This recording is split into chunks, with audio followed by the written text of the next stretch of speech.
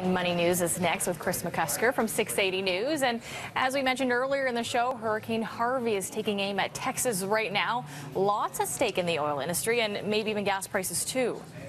That's right, Amanda. And we did see oil move a tiny bit higher today. It wasn't a really huge move, but there obviously is a lot of production, refineries and whatnot in Texas.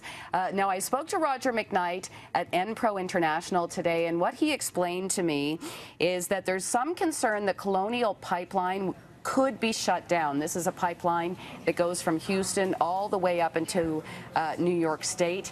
Depending on how this storm plays out, there's a chance, still just a chance at this point, that that pipeline could be shut down. So that means no gas moving to the eastern part of our country, which could mean a price hike. Roger actually says at this point it looks like there could be a jump at the pumps in Toronto of 5 cents on Wednesday.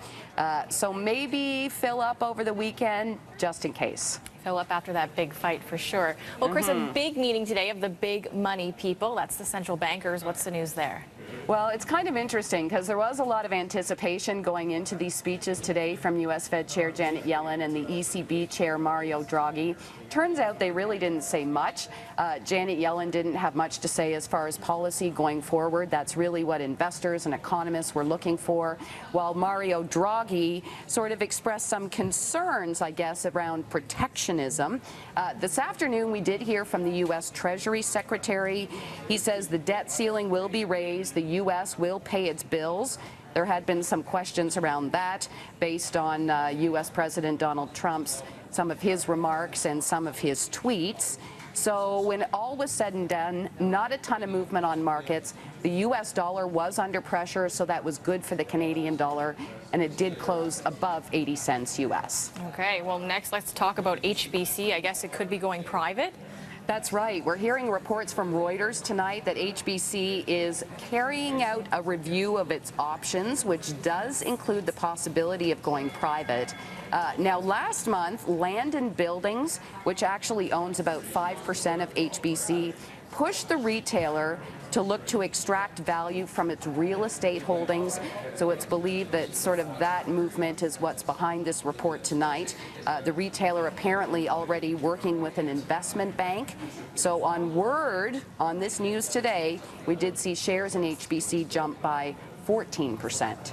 All right, now let's look at what everyone's talking about this weekend, of course, betting on the big fight, McGregor or Mayweather. Well, and see, it's kind of funny because I went looking to see what people were betting on, and it's not just, you know, based on who's going to win or lose. There's actually one online site that is offering 230 options around this fight. So I don't know, Amanda, if you have some money that you might want to play with this weekend. Not in particular. Both fighters knocked out simultaneously. That pays 200 to 1. The referee getting knocked out, that pays 100 to 1. How many times U.S. President Donald Trump might tweet during this fight? The over-under on that is 6.5. You can also bet on whether either fighter will lose a mouthpiece during the bout. This fight is actually expected to be one of the highest grossing in history, bringing in an estimated $606 million. That's according to ESPN. So many levels of entertainment. Wow. Oh, yes. Never a dull moment. All right. Thank you so much, Kris. Now let's go over to Cynthia Mulligan.